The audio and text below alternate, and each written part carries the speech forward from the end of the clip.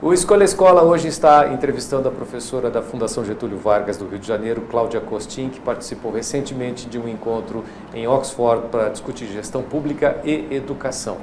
Professora, o Rafael Pasquim tem mais uma pergunta aqui a respeito dos temas discutidos nesse encontro. Pasquim. Professora, a gente está usando aqui da tecnologia para fazer essa conexão, né? Para que a gente pudesse conversar aqui, está acontecendo agora. E o terceiro tema, né, desse encontro foi exatamente isso. Como é que a tecnologia vai poder viabilizar essas reformas educacionais, né? Que tipo de discussão aconteceu nesse sentido e que de maneira prática, como é que isso deve chegar até as escolas? Bom, em primeiro lugar, discutimos o fato de que todas as escolas deveriam estar conectadas na internet. Por mais que a gente saiba que existem problemas educacionais graves, crianças e jovens que não se alfabetizam, e situações em que escolas que ainda têm outras precariedades, nós vivemos no século XXI. Então, nós temos que cumprir tarefas que a gente já deveria ter cumprido, como, por exemplo, garantir que todo jovem esteja no ensino médio. Nós ainda não universalizamos o acesso ao ensino médio e o abandono escolar no ensino médio é elevadíssimo. Cada 4 jovens abandona o ensino médio. Mas, ao mesmo tempo, nós temos que construir a escola do século XXI, porque esses jovens vão se formar profissionais num contexto em que a inteligência artificial, como eu disse há pouco, vai estar desenvolvendo um papel muito importante, a automação muito importante, com uma massiva destruição de postos de trabalho. Outros postos vão ser criados, mas demandando outras competências. Então, nós temos que formar esses jovens para lidar com essas tecnologias, e se ele não tem em casa, ele precisa ter na escola, ele precisa saber usar colaborativamente as novas tecnologias, e em alguns casos a tecnologia pode ser uma vantagem para lidar com situações como as que vivem, por exemplo, as populações ribeirinhas no estado do Amazonas, em que um professor de física, para chegar até determinadas aldeias, ele vai levar 3 dias para ir, 3 para voltar. Então, foi criado no estado do Amazonas, e agora está sendo replicado para outros estados, um centro de mídia em que professores da própria rede do estadual do Amazonas irradiam aulas das suas disciplinas, e essas populações são agrupadas em espaços educacionais com a presença de um professor generalista que organiza o ambiente de aprendizagem, garante a interação, e tudo isso por meio de satélite. Ou seja, a tecnologia, a gente precisa aprender a lidar com ela, e ela também é uma viabilizadora de um acesso mais qualificado à educação. Professora, a questão do ensino à distância, né? Me parece que até a nova orientação para o ensino médio prevê, né, essa possibilidade do ensino à distância. Como a senhora vê isso? Chegou a ser discutido nesse encontro? Chegou sim. Nós falamos de 2 coisas sobre o ensino à distância. Primeiro, que nada substitui um bom professor, porque um professor ensina para além de competências cognitivas, ele ensina competências ele desenvolve competências socioemocionais extremamente importantes, coisa que um computador não faria. E com crianças pequenas, a presença de um adulto que vai estar não só num processo de ensino, mas prestando atenção em cada criança, no ritmo diferente de cada criança de aprender, é fundamental.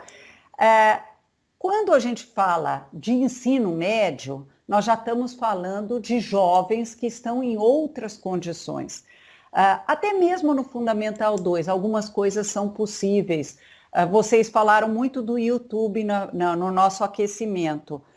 Ora, há aulas interessantíssimas no YouTube. E hoje já existem professores, inclusive em escolas públicas, que falam para os jovens, assistam as videoaulas, por exemplo, do professor Rafael Procópio sobre a fórmula de Bhaskara, que em sala nós vamos aplicar isso que ele vai explicar para problemas da realidade cotidiana.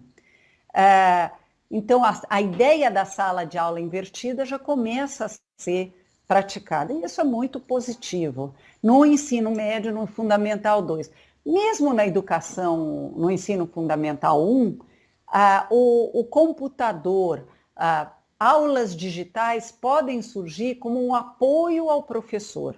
O professor, ele é indispensável, mas ele pode contar com isso como um recurso de apoio bem interessante, inclusive na etapa de alfabetização.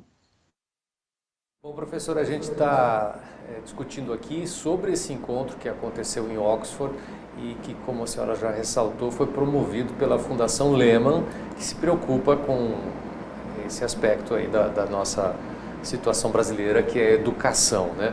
E como a senhora falou, tinha governadores, parlamentares participando desse encontro, e eu gostaria de saber um bastidor aí. Certamente a questão política entrou em pauta aí, né? O que o pessoal lá comentou sobre o novo ministro da Educação, Ricardo Vélez, colombiano naturalizado brasileiro, sobre o projeto de escola sem partido que está em discussão no Congresso e que alguns estados inclusive já aprovaram e está em discussão na Justiça. Qual foi o bastidor aí político desse encontro, professora?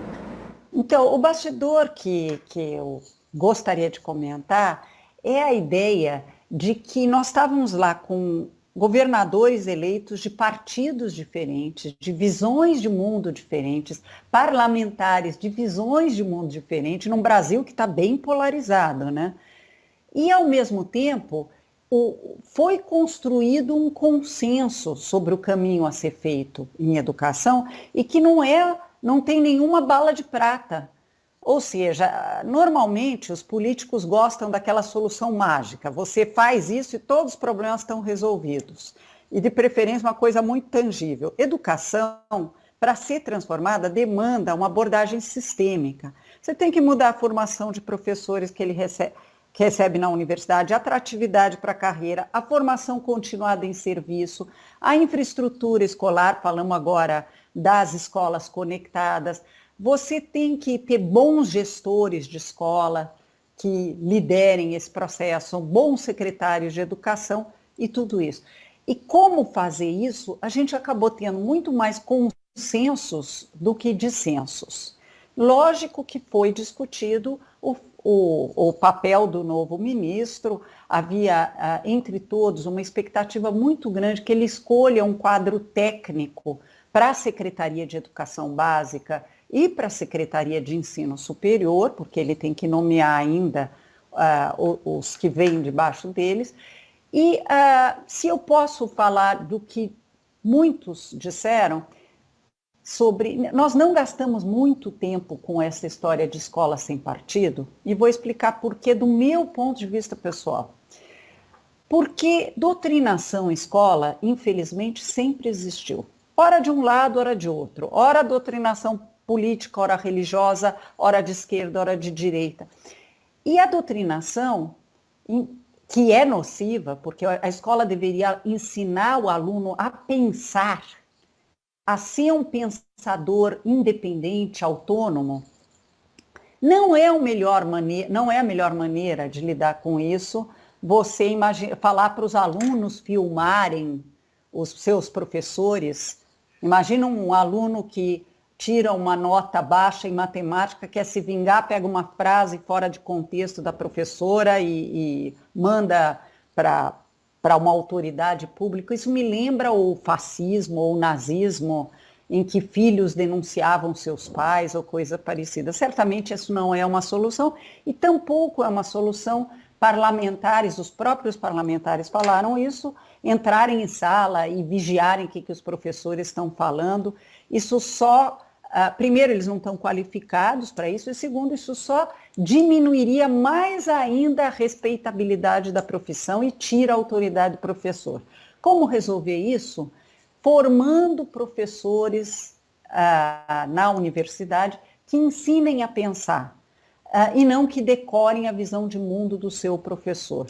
Quem forma jovens para decorar a visão de mundo dos seus mestres estão formando seguidores de líderes geniais das massas. E ninguém quer isso, isso não é a base para a democracia.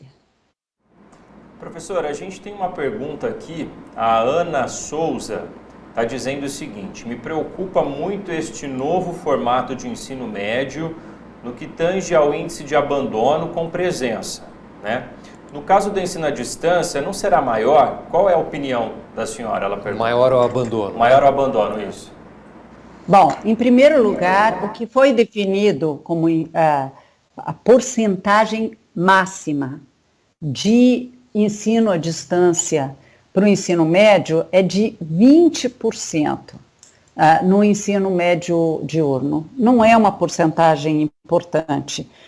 Eu concordo com você, se ele fosse todo à distância, dado o fato de que o córtex pré-frontal do jovem só fica maduro aos 25 anos, o jovem ainda não tem a disciplina para ter um ensino totalmente à distância ou mesmo metade à distância. Ele não tem disciplina de estudo para isso.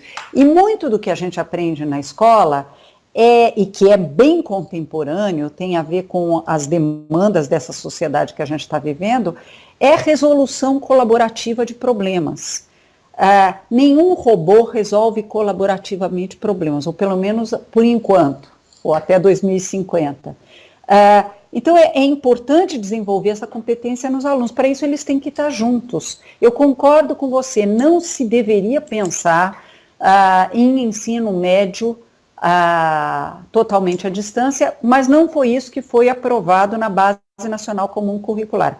Muito ao contrário, foi definido que no máximo 20%, a gente imagina que em algumas características você poderia pensar, por exemplo, em vez de reprovar algumas dependências serem feitas à distância, ou você poderia pensar em ensino técnico, pegando alguns cursos mais rápidos à distância, mas não dá para ser mais do que 20% dos conteúdos à distância. Você tem toda a razão, Ana.